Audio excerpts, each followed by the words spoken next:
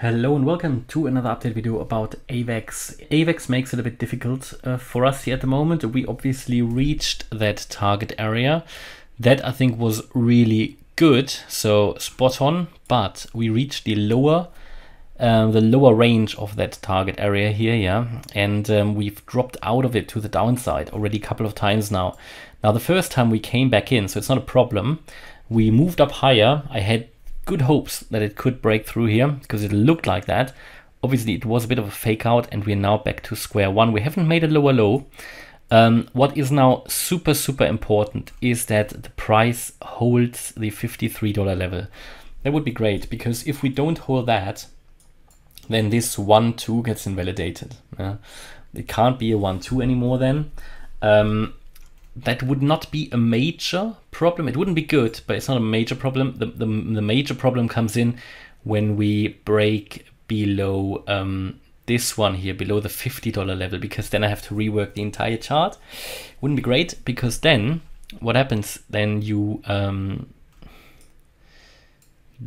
we invalidate basically here this 1-2. No, 1 second, let me just check. So we have here this one, the white wave one. No, that's fine. If we drop below that, then we would have to move this over here. Yeah, and then we could see lower prices. No, actually, I need to correct myself. It's not the $50 level, I'm afraid.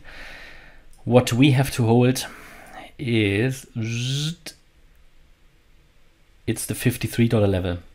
Reason is that this here is the higher degree wave 2, 1, 2, after which we started here a higher degree wave 3, within which we are in 1, 2. Now, if that wave 2 here gets below the higher degree wave 2, that would mean that this is not a wave 2 anymore here, because wave 2 was never finished. The white wave 2 was then never finished. That means the white wave 2 has to wander here. Now you would think that is not a problem. We can still start the wave 3. Yeah, you can. But from where do we start? We start the Fibonacci levels from here. So let's see where that could take us. That would then make it quite likely that we are going to land somewhere here. Again, between the 88.7% level and the 78.6, between 25 and 39 US dollars. Now, okay, you can see it based on these Fibonacci levels that the 61.8% level, which is also a target for a wave 2, is at $62. But, and that would already in some cases be enough for a wave 2. For cryptos in such a degree, fine. The problem is we drop below it. Yeah, so that makes it very likely that we actually move to $39 to 25. That would be obviously a little bit more bearish, that wave count, yeah, but it would also mean that then from here the price has another opportunity to go higher. It would just extend the correction. Yeah, it would extend the correction, and I warned about this now a few times, that this obviously can happen, especially as we're here on very thin ice.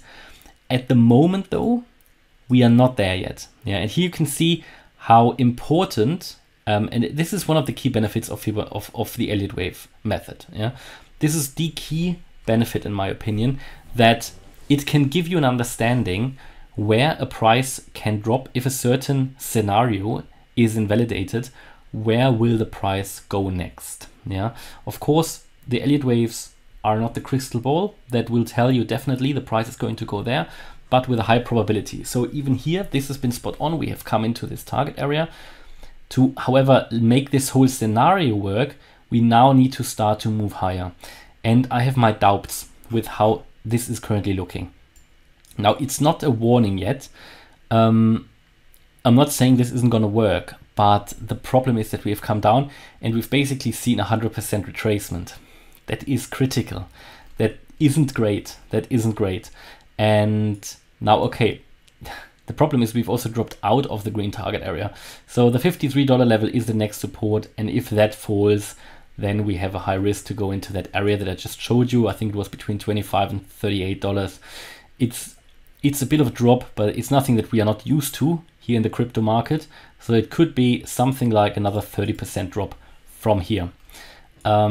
It wouldn't mean we get into a huge downtrend. I mean, 35% is big, but it's also not a disaster. Other cryptos have done that now as well.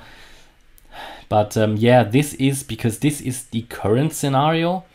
I have to assume that this is going to work until it's invalidated. It's a bit like in technical analysis, when you are in a trend, you are in an uptrend, you assume it carries on until it's broken. That's as simple as that. So here as well, we have a valid scenario. I have to assume this works until it's broken.